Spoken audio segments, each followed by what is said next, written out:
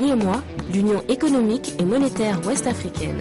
L'UEMOA, 8 pays, un destin commun, un espace économique harmonisé, ouvert et concurrentiel.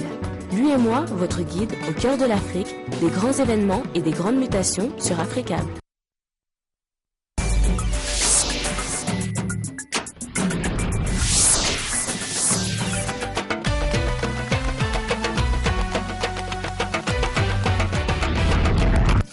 Nouvelle édition sur Africable Télévision. Bienvenue, bonsoir à tous. Voici les titres. La lutte contre l'activisme violent au Sahel, la question était au centre d'une rencontre régionale à Ouagadougou, Burkina Faso. Il s'agit pour les experts de rechercher les causes de l'accroissement de ces phénomènes en Afrique. Fin des cavales pour le suspect numéro 2 des attentats de Boston. Le jeune homme de 19 ans avait peu de chances d'échapper à la police américaine. Il a donc été blessé puis arrêté. C'est un soulagement dans les rues de Boston. Page culture, 8e édition du concours Les 10 mots de la francophonie à Dakar au Sénégal. 15 pays africains y ont pris part. Le point à la fin de ce journal avec nos correspondants sur place. Voilà pour le sommaire, c'est sur le Burkina Faso que nous ouvrons ce journal avec cet atelier régional à Ouagadougou sur la lutte contre l'activisme violent en Afrique de l'Ouest et au Sahel. La rencontre qui a débuté hier devait rechercher les causes de l'accroissement de ces phénomènes dans la région. La crise au Mali fait du terrorisme un sujet plus que d'actualité et interpelle donc les organisations sous-régionales, régionales, continentales et internationales à trouver des solutions conjoncturelles et structurelles à ces phénomènes qui prennent de l'ampleur et qu'il faut plus que jamais contrecarrer, d'où la tenue de ce colloque à Ouagadougou. Un colloque sur la lutte contre l'extrémisme violent en Afrique de l'Ouest et au Sahel, initié par le Danemark et le Burkina sous l'égide du Forum mondial de lutte contre le terrorisme. Si le Danemark et les autres organisations ont pensé que le Burkina Faso pouvait abriter cet atelier, je pense que c'est à notre honneur et c'est la preuve qu'effectivement ce que nous faisons est très bien perçu par la communauté internationale et je crois que c'est une des raisons pour lesquelles notre pays a été choisi et nous pensons que cela participe de la volonté de la communauté internationale de lutter contre le terrorisme ainsi que l'extrémisme violent. Ces experts venus d'horizons divers devront se pencher sur les causes sous-jacentes, les conséquences et les solutions qui permettront de combattre et de prévenir le terrorisme en impliquant les communautés à la base. L'idée, c'était vraiment d'avoir avec nous tout un groupe d'experts, que ce soit des experts des gouvernements ou des ONG, qui, en utilisant leur expérience, puissent nous dire, alors, voici notre définition à nous de l'extrémisme violent, pas ma définition à moi, mais la définition des communautés locales, des gouvernements régionaux, etc. Et voici nos idées pour des solutions à ce problème. Ce partage d'expérience devrait, à l'issue de 2 jours, aboutir à des conclusions que chaque pays devra exploiter de manière à pouvoir lutter efficacement contre le phénomène et seront soumises au Forum mondial de lutte contre le terrorisme. Voilà, nous venons d'apprendre que cette rencontre a pris fin aujourd'hui à Ouagadougou. Demain, nous vous parlions sans doute des conclusions de cela. Nous restons au Burkina Faso pour parler cette fois-ci du mécanisme africain d'évaluation par les pairs, le MAEB, dans le cadre de la commémoration de ses 10 ans d'existence. Une conférence a donc été organisée vendredi, toujours à Ouagadougou. Objectif, sensibiliser le public sur l'importance de la bonne gouvernance dans la gestion des affaires publiques. 2003-2013, il y a 10 ans, l'Union africaine instaurait le mécanisme africain d'évaluation par les pairs MAEB pour promouvoir la bonne gouvernance et le développement économique en Afrique. Une décennie d'existence que le Burkina Faso commémore à l'instar des 32 autres pays membres du MAEB. C'est dans ce cadre que cette conférence publique a été initiée dans le but de sensibiliser le public sur l'importance de la bonne gouvernance dans la gestion des affaires publiques du pays. En 10 ans d'existence, on peut retenir que le MAEB a permis à l'ensemble des pays qui ont adhéré au mécanisme d'identifier les faiblesses de leur système de gouvernance, mais aussi d'identifier les expériences positives qu'il y a dans ce système de gouvernance pour faciliter un échange d'expériences entre États participants, mais aussi pour imaginer des réponses correctives aux préoccupations qui ont été identifiées dans le processus. Ce sont divers thèmes qui ont été développés lors de cette rencontre, notamment la gouvernance démocratique et politique au Burkina Faso depuis l'évaluation du MAEP et les défis et perspectives de la gouvernance économique au Burkina. J'observe que le Burkina a fait des avancées remarquables et fait partie des pays qui ont porté et ont cru dans ce mécanisme africain d'évaluation par les pairs. Et donc, nous avons là maintenant à voir les prochaines étapes pour ce qui concerne le Burkina, puisque c'est ce qui vous intéresse d'abord, c'est la mise en œuvre des recommandations du rapport qui vont rendre plus visible l'exercice et plus visible auprès de l'opinion publique et de la société civile.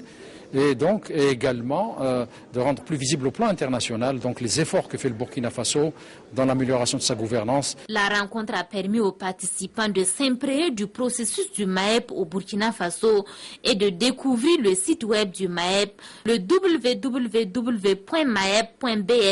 un site sur lequel ils peuvent accéder aux documents électroniques sur la bonne gouvernance au Burkina Faso. Parlons environnement à présent, on ne le dira jamais assez. La biodiversité est un élément indispensable pour l'équilibre de l'écologie. Alors, il faut la protéger, mais comment? Et des experts d'une vingtaine de pays réunis à Yaoundé au Cameroun y réfléchissent. Ils envisagent de mettre en place des stratégies qui devraient être consignées dans des rapports nationaux. C'est un reportage de nos confrères de la CRTV à Yaoundé. Les scientifiques définissent la biodiversité comme la dynamique des interactions dans des milieux en changement. C'est dire que toutes les espèces vivantes ont leur place sur Terre et que la disparition de l'une d'entre elles entraîne forcément un changement dans le cours de la vie. L'atelier de Yaoundé vise entre autres à entreprendre pour les pays participants des mesures de protection de la biodiversité et à adopter des stratégies. C'est un plan stratégique très ambitieux et qui représente un engagement important de les parties contractantes de la Convention qui, eux, maintenant, sont en train de mettre à jour, de réviser les stratégies et plans d'action nationaux sur la diversité qui existent déjà. Les points focaux nationaux des pays francophones ont été désignés pour apporter la contribution de leurs pays respectifs au débat. Des préoccupations qui ne sont pas les nôtres en Afrique, telles que l'exploitation minière qui cause souvent d'énormes problèmes de perte de biodiversité dans des zones de savane, des feux de brousse, qui est aussi une grosse perte de biodiversité. En Europe, il est question maintenant de réduire la consommation de viande. Vous allez être d'accord avec moi que ce n'est pas encore une préoccupation pour nous. La date du 31 mars 2014 est celle arrêtée pour les pays réunis à Yaoundé de soumettre leurs 5e rapports nationaux au secrétariat exécutif de la Convention sur la biodiversité. Suite à la première Assemblée générale des industries des meuniers de l'espace UEMOA tenue du 15 au 16 avril dernier à Dakar au Sénégal, la question d'approvisionnement en blé demeure un souci majeur. Il s'agit à présent pour les meuniers de faire front commun pour ne plus subir les aléas du marché de blé. Lustina Sayan, Suleiman Antoumar avec notre bureau à Dakar. L'industrie meunière, un secteur en pleine croissance, une croissance qui se meut dans un environnement controversé entre concurrence déloyale, manque de maîtrise des cours internationaux de la farine. Il ne semble y avoir autre issue pour les professionnels du secteur d'unir leurs efforts au sein d'une organisation, Association des industries meunières de la zone UEMOA. Aujourd'hui, il est vrai que l'Africain n'a pas un grand pouvoir d'achat, mais les prix dépendent d'une bourse. Donc il fallait faire une association et puis défendre nos intérêts ensemble. Aujourd'hui, il y a des farines qui viennent des pays hors zone où soit la matière première est subventionnée ou la farine est subventionnée, mais combattre maintenant cette concurrence déloyale. Également, maintenant voir la capacité d'écrasement de chaque pays. Ce n'est pas la peine d'avoir 1000 tonnes d'écrasement pour un marché de 500 tonnes. Donc si le marché est saturé, essayez de s'organiser pour arrêter l'implantation anarchique des moulins. Même si l'État apporte son concours aux professionnels pour faire face aux difficultés, il n'en demeure pas moins que bon nombre de défis restent à être relevés. L'État nous a toujours accompagnés, c'est-à-dire qu'on pose les problèmes et on trouve des solutions ensemble. Des solutions qui arrangent l'industriel, mais des solutions qui arrangent le consommateur. Union des forces est sans nul doute un pas énorme pour arriver à une satisfaction du secteur pour mieux satisfaire la demande sur le marché. C'est donc un soulagement à Boston après l'arrestation du suspect numéro 2 des attentats de Boston. La population est descendue dans la rue pour manifester sa joie. La terre a encore tremblé en Chine. Mais avant, voyons ce qui fait le reste de l'actualité en bref et en images avec Djibril Maïga. Plus d'1 milliard 700 millions de francs CFA décaissés par l'État ivoirien pour payer les primes des examens session 2012. Une opération qui se déroule sur toute l'étendue du territoire. Rappelons qu'une série de grèves a été observée par les enseignants ivoiriens qui revendiquaient le paiement de leurs arriérés et primes.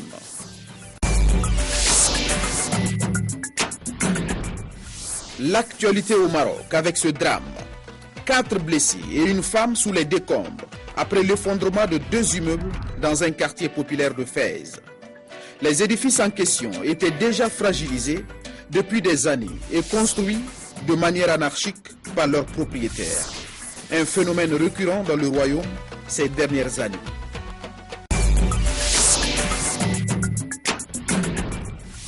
Nouveau drame de l'immigration. Les gardes-côtes siciliens ont porté secours à 87 personnes alors que leur embarcation sombrait dans les eaux libyennes.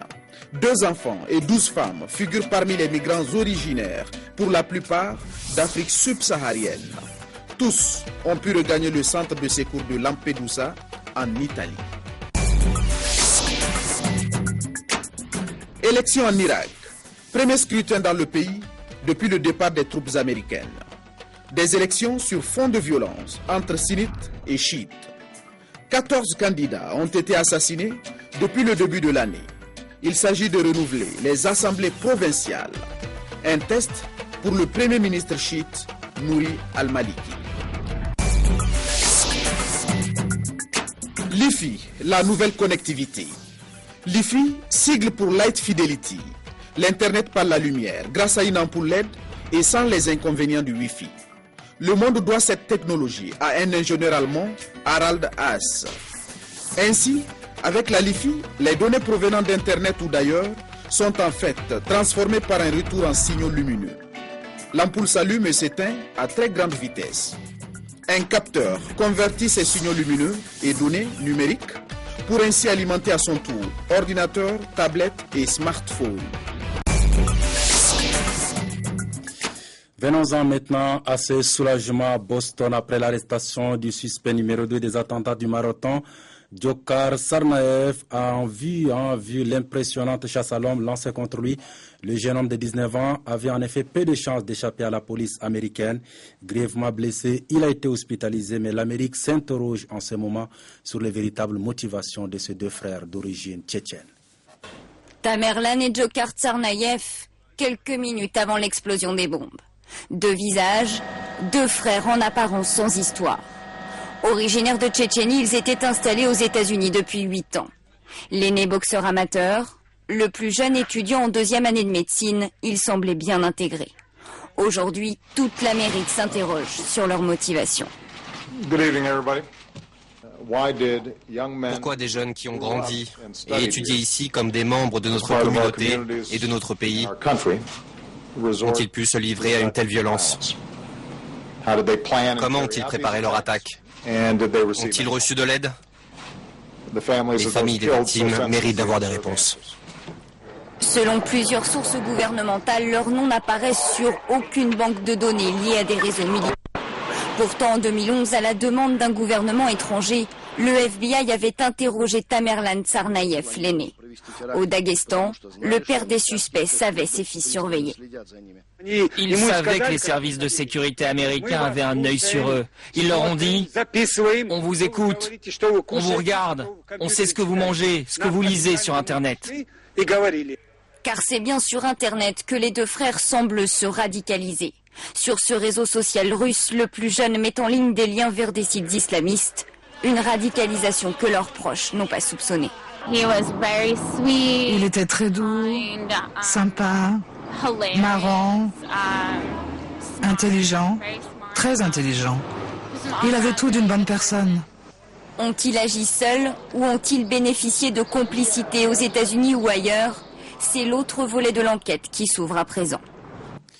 La terre a encore tremblé en Chine. Le séisme de magnitude 6,6 ou 7 sur l'échelle de Richter a eu lieu dans la province de Sichuan. Le bilan provisoire fait état d'au moins 152 morts et des milliers de blessés. L'armée est déjà sur place pour renforcer les secours. Elle reste calme. Sa petite fille a déjà été sortie de cet amas de briques. Elle restera 4h30 sous les décombres avant que les secouristes arrivent finalement à l'en sortir. Elle est enceinte.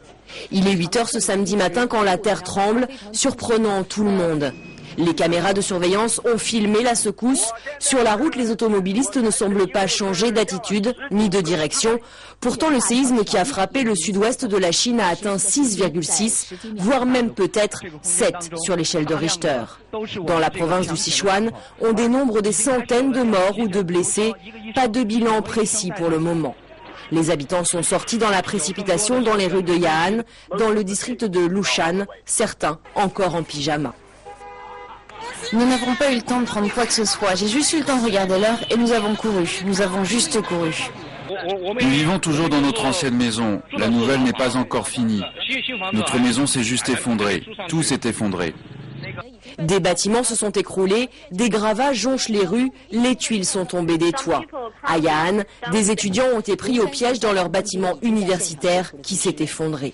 La Russie, déjà, a proposé son aide. Le séisme enregistré est peu profond, seulement 12 km, ce qui entraîne des dégâts d'autant plus importants. La Chine est un pays familier des tremblements de terre. Pourtant, les normes antisismiques ne sont que rarement respectées. En 2008, la province du Sichuan avait déjà été frappée par un violent séisme. Il y avait eu près de 70 000 morts.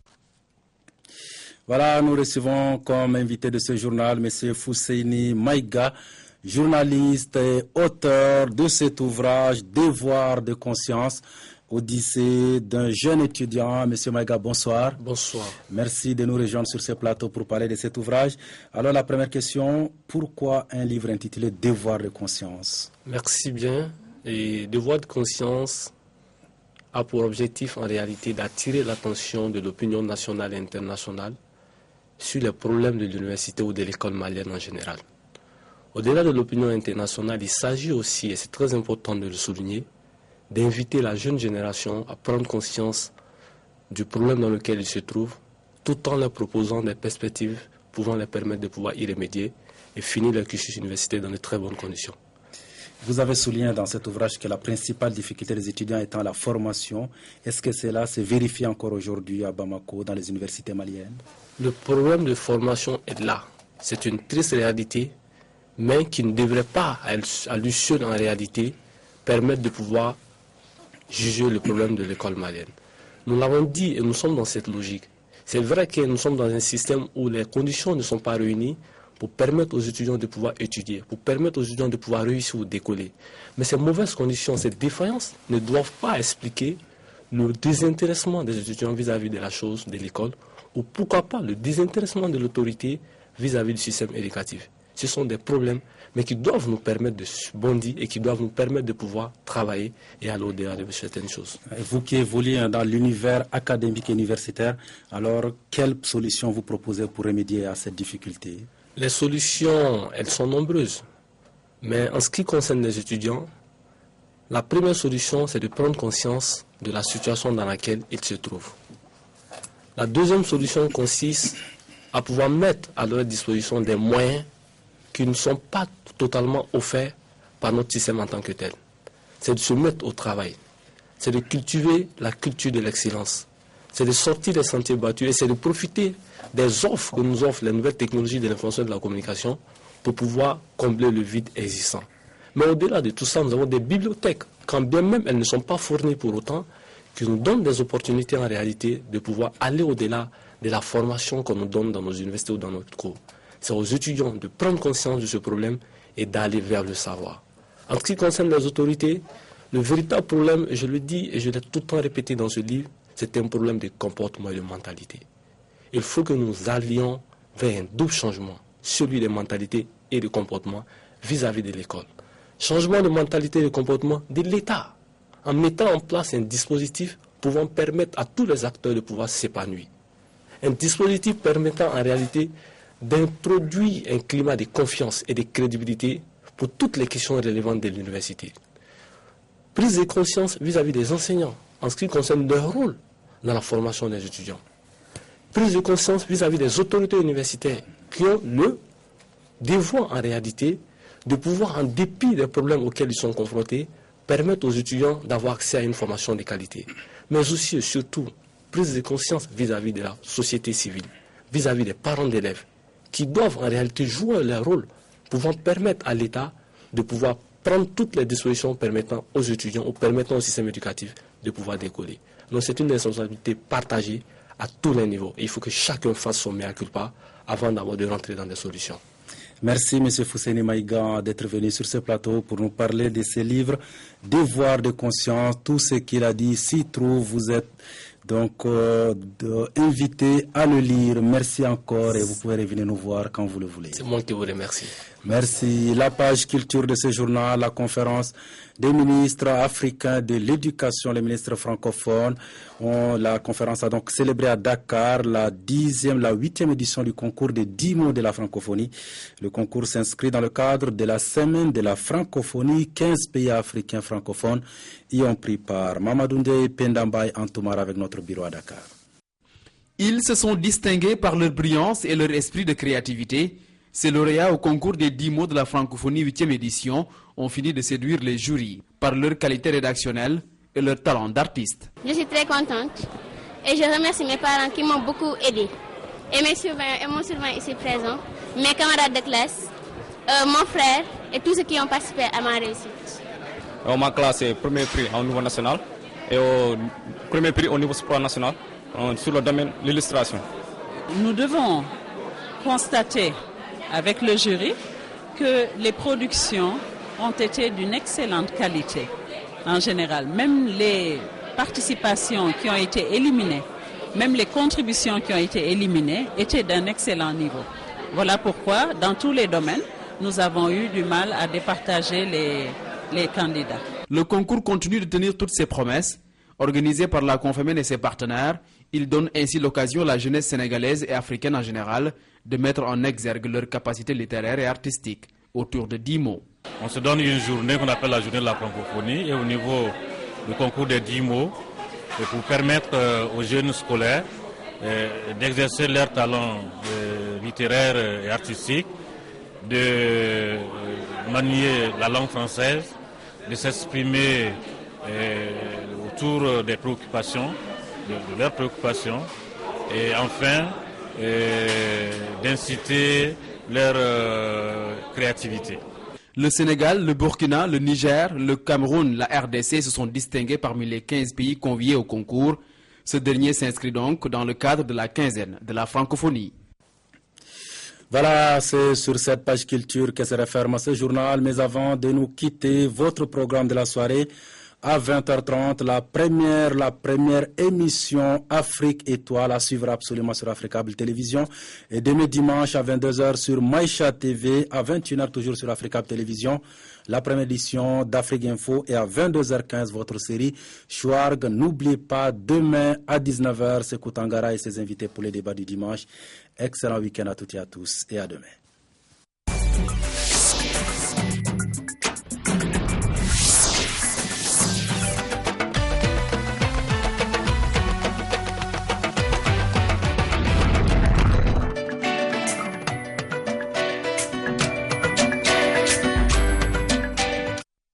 L'UEMOA, l'Union économique et monétaire ouest-africaine. L'UEMOA, 8 pays, un destin commun, un espace économique harmonisé, ouvert et concurrentiel. L'UEMOA, votre guide au cœur de l'Afrique, des grands événements et des grandes mutations sur Afrique.